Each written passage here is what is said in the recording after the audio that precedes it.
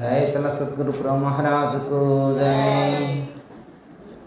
गुरुर्ब्रह्मा गुरुर्विष्णु गुरुर्देवो महेश्वरः गुरु साक्षात् परब्रह्म तस्मै श्री गुरवे नमः। श्री दक्षिणामूर्ति समारंभां श्री शिवरामदीक्षितमध्यमां श्री बुरहानार्य पर्यन्तं वंदे श्री सत्ययाख्य गुरु परंपरां। జయతల సద్గురు ప్రభు మహారాజుకు జై। ఈరోజు ఇక్కడ సున్నాపల్లి గ్రామంలో శ్రీ గురుసేవా విశిష్ట పూర్ణానంద శ్రీ వంకాయ ఎర్రన్న షోడశ విలక్షణ పంచదశి స్వామివారి యొక్క 29వ వార్షిక ఆరాధన కార్యక్రమాన్ని పురస్కరించుకొని ఈరోజు ఉదయం నుంచి కూడా అనేకమైనటువంటి కార్యక్రమాలు చేస్తూ ఉన్నాం. జెండా ఊరేగింపు, అలాగే జెండా ప్రతిష్ట, అలాగే గురు పూజా కార్యక్రమాన్ని కూడా ఇప్పుడే పూర్తి చేసుకొని ఇప్పుడే విచ్చేసినటువంటి పెద్దల చేత ఈ యొక్క సభను ప్రారంభించడం అనేటువంటిది జరుగుతుంది.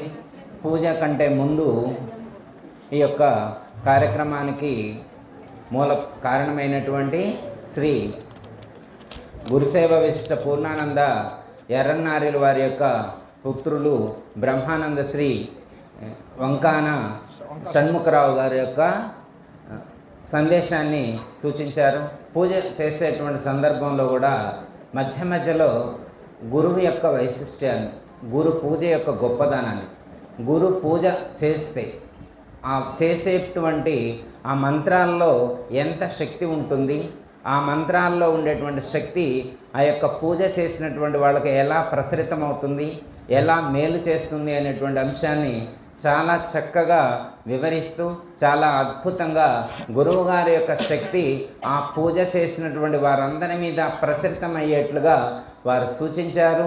ఆ సూచించినటువంటి పద్ధతిగా ఈ యొక్క పూజా కార్యక్రమంలో పాల్గొన్నటువంటి ప్రతి ఒక్కరికి కూడా ఆ యొక్క గురు శక్తి తరంగాలు ప్రసరితమై వాళ్ళల్లో ఎక్కడైనా ఏ మూలనైనా కానీ ఏదైనా అజ్ఞానం అనేటువంటిది కానీ లేకపోతే మాయకు సంబంధించినటువంటి ఏ అంశం ఉన్నా కానీ అదంతా కూడా తొలగిపోయి పవిత్రత సిద్ధించి ఈరోజు ఏ లక్ష్యం కోసమైతే ఈ కార్యక్రమానికి విచ్చేసామో ఆ యొక్క ప్రయోజనం సంపూర్ణంగా ప్రాప్తిస్తుంది. అందులో ఏమాత్రం కూడా సందేహం లేదు. ఇప్పుడు ఈ యొక్క సభా ప్రారంభం. మరి యొక్క సభా ప్రారంభానికి మరి నన్ను అధ్యక్షులుగా నియమించారు.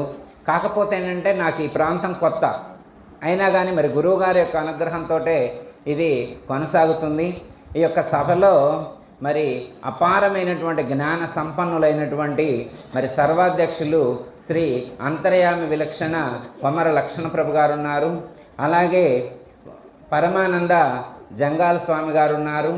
అలాగే భావానంద కెల్ల ఆదినారాయణ స్వామి వారు ఉన్నారు. ఇంకా పెద్దలు చాలామంది కూడా అపారమైనటువంటి జ్ఞానాన్ని ఇక్కడికి విచ్చేసినటువంటి వారందరికీ కూడా వెదజల్లడానికి సిద్ధంగా ఉన్నారు. మనం చేయాల్సింది ఏం లేదు. ఎందుకంటే వారు చెప్పేటువంటి ఆ అమూల్యమైనటువంటి జ్ఞాన రత్నాలను మన హృదయంలో భద్రపరుచుకొని ఇంటికి వెళ్ళిన తర్వాత మననం చేసుకొని మన యొక్క దైనందిన జీవన విధానంలో అనుసంధానం చేసుకొని ఆచరించినట్లయితే ఇక్కడకు వచ్చినటువంటి ఆ ప్రయోజనం అనేటువంటిది చేకూరుతుంది. ఎందుకంటే పెద్దలు ఇంతమంది వాళ్ళ యొక్క అపారమైనటువంటి అనుభవాన్ని మనకు అందించడానికి విచ్చేసుకున్నారు. ఎందుకంటే మనం ఒక్క గురువుతో కాసేపు మాట్లాడడానికే మనం ఎంతో దూరం ప్రయాణం చేయాల్సి వస్తుంది.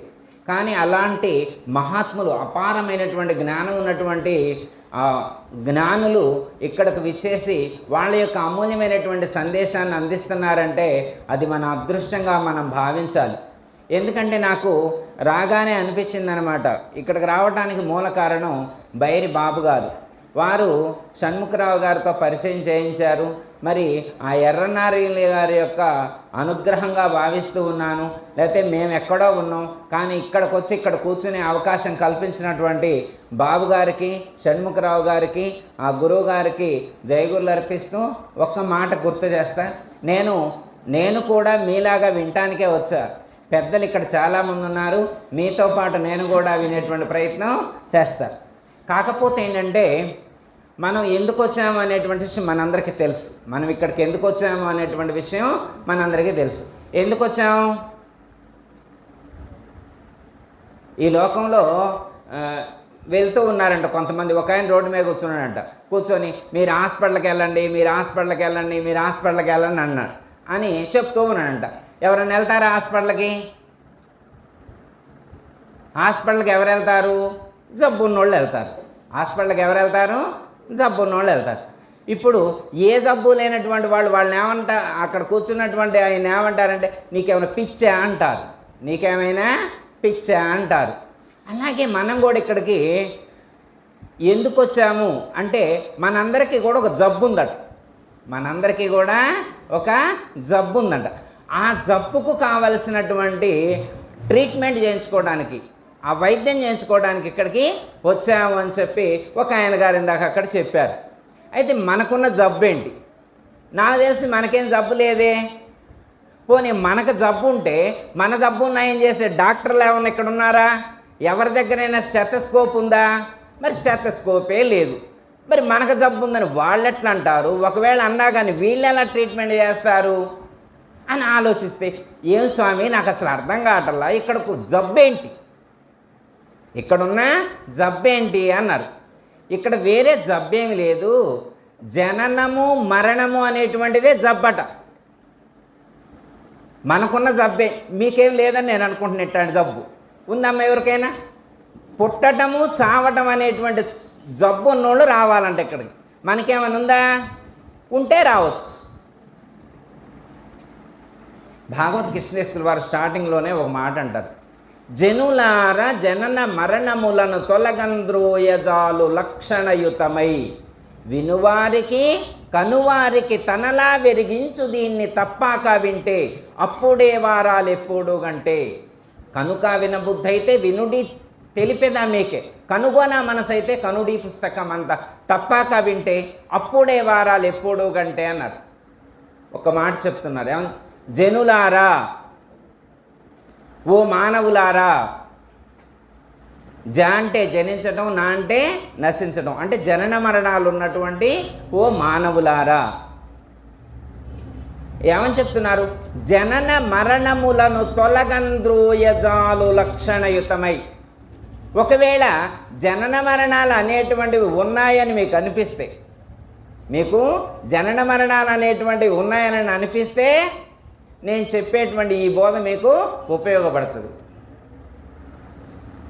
అయితే ఈ జనన మరణాలు అనేటువంటి ఈ యొక్క భవరోగాన్ని పోగొట్టుకోవాలంటే క్వాలిఫికేషన్ కావాలట. జనన మరణాలు అనేటువంటి అసలే జబ్బు పోగొట్టుకోవడానికి కూడా క్వాలిఫికేషన్ ఉంటుందా? మీకు ఈ క్వాలిఫికేషన్ ఉంటేనే ఈ హాస్పిటల్కి రండి అని అంటారా ఎవరైనా? లోకంలోనైతే పలానా హాస్పిటల్కి వెళ్ళాలంటే డబ్బులు బాగా ఉండాలని ఒక క్వాలిఫికేషన్ చెబుతారు. ఇక్కడ జనన మరణాలు అనేటువంటి జబ్బును పోగొట్టుకోవాలంటే కూడా క్వాలిఫికేషన్ కావాలట. ఏం క్వాలిఫికేషను? లక్షణయుతుడై. వాడు ఎలా ఉండాలా?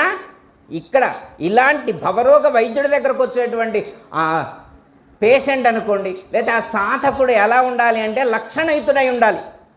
అబ్బా ఎంత అద్భుతంగా చెప్తున్నారండి. సాధకుడు ఎలా ఉండాలా? గురువు దగ్గరకు వచ్చేవాడు లక్షణయుతుడై ఉండాలి. ఎలాంటి లక్షణాలు ఉండాలా? సల్లక్షణయుతుడై ఉండాలి. మంచి లక్షణాలు కలిగి ఉండాలి.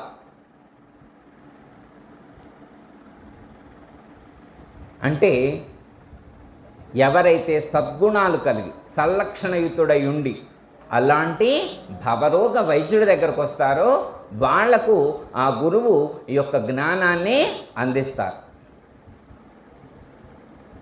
అంటే వినటానికే అలాంటి క్వాలిఫికేషన్ కావాలన్నారు. వినటానికే అలాంటి క్వాలిఫికేషన్ కావాలన్నారు. ఎందుకంటే ఆధ్యాత్మిక మార్గంలో మనకు నవవిధ భక్తులు చెప్పినప్పుడు శ్రవణాన్ని మొట్టమొదటి చెప్పారు. శ్రవణాన్ని మొట్టమొదటి చెప్పారు. ఎందుకని శ్రవణాన్ని మొట్టమొదటి చెప్పారు? వినటంలో షార్ప్నెస్ రావాలి. వినటంలో షార్ప్నెస్ రావాలి. అంటే గురువుగారు చెప్పినట్టు అర్థం చేసుకోగలగాలి. గురువుగారు ఒకటి చెబితే మనం ఇంకో విధంగా అర్థం చేసుకున్నాం అనుకోండి, ఇక గల్లంతే, ఇక వచ్చిన పని ఉపయోగం ఉండదు. ఇంత శ్రమపడి వచ్చింది ఉపయోగం ఉండదు. మన యొక్క జన్మరహితమునకు మూలమైనటువంటి ఏ జ్ఞానాన్ని సద్గురువు అందిస్తూ ఉన్నారో అలా అందించేటువంటి జ్ఞానాన్ని శ్రద్ధగా శ్రవణం చేసి, ఇంటికి వెళ్ళిన తర్వాత మననం చేసి, నిరంతరం ఆ యొక్క జ్ఞానంతో జీవించినప్పుడు మాత్రమే ఈ జన్మకు వచ్చినటువంటి సార్థకత అనేటువంటిది చేకూరుతుంది. లేకుంటే ఉపయోగం ఉండదు. అంటే మనం ఏం చేస్తున్నాము అనేటువంటి దానికి ఒక అవగాహన ఉండాలి. దాని అర్థం తెలియాలి, అంతరార్థం తెలియాలి. అర్థం తెలియకుండా అంతరార్థం తెలియకుండా వస్తే పోతే ఏం ఉపయోగం ఉంటుంది? సపోజ్ ఉదాహరణకి గురుగీతలో ఒక మాట చెప్పారు, జపస్తపో వ్రతం తీర్థం యజ్ఞోదానం తథైవచ గురుతత్వం అవిజ్ఞాయ సర్వం వ్యర్థం భవేత్ప్రియ అన్నారు. అంటే ఏంటర్థం? జపము, తపము, వ్రతము, తీర్థాటనము ఇవన్నీ చేయమన్నారా వద్దన్నారా? జపస్తపో వ్రతం తీర్థం యజ్ఞో దానం తథైవచ. చేస్తవా చేయవా నీ ఇష్టం. కానీ గురుతత్వం అవిజ్ఞాయ, గురుతత్వాన్ని తెలుసుకోకుండా, ఆ యొక్క మూలతత్వాన్ని తెలుసుకోకుండా నువ్వు ఎన్ని చేసినా కానీ ఉపయోగం ఉండదు. జపం చేసేవాళ్ళు ఏ జపం చేస్తే జన్మరహితం అవుతుంది, ఎలాంటి జపం చేయాలి, ఎలాంటి తపస్సు చేయాలి, ఎలాంటి వ్రతం చేయాలి, ఎలాంటి యజ్ఞం చేయాలి, మన యొక్క జన్మరహితమునకు అవసరమైనటువంటి జ్ఞానం ఏది, ఆ జ్ఞానంతో నువ్వు అడుగులు వేయాలి. ఆ జ్ఞానం లేకుండా ఎంత సాధన చేసినా కానీ ఆ గురుతత్వాన్ని తెలుసుకోకుండా చేయబడినటువంటి సాధన వల్ల ఉపయోగం ఉండదు. ఇందాక మనం పూజ చేసేప్పుడు చూసాం కదా, అంటే పూజ చేసినప్పుడు ఎంత తన్మయత్వంతో ఉన్నాం.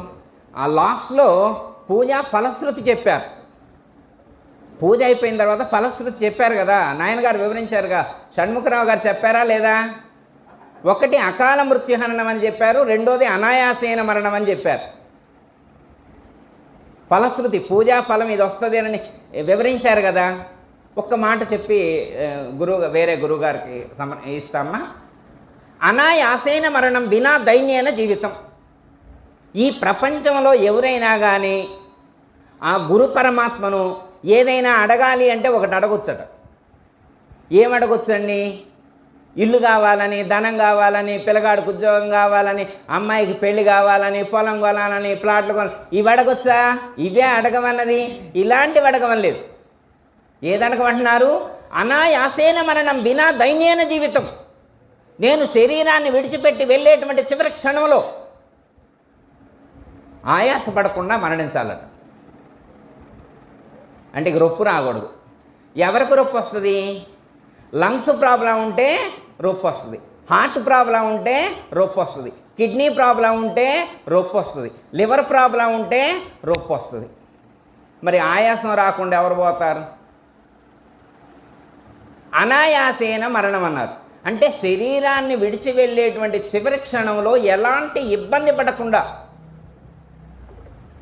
మరి భౌతిక శరీరం అనుకూలంగా లేకుంటే మరి మానసిక స్థితి ఎలా ఉంటుంది? సపోజ్ ఉదాహరణకి బోధ వినడానికి వచ్చి ఇక్కడ ఒక ఆయన కూర్చున్నాను అనుకోండి, కడుపులో నొప్పి వస్తుంది అనుకోండి. బోధ వినడానికి కూర్చుంటే కడుపులో నొప్పి వస్తుంది, సరిగ్గా వింటడా?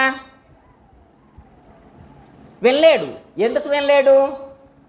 ఎందుకంటే శరీరం నశించేదండి, ఇది మాయదేహం, ఇది మలినమైనటువంటిది, మలమూత్రాల కొంప, ఎందుకు పనికిరాదండి అని ఉపన్యాసం చెప్పిండు. కానీ కడుపులో నొప్పి వస్తుంది, మన బోధ వినమంటే వింటలేదు.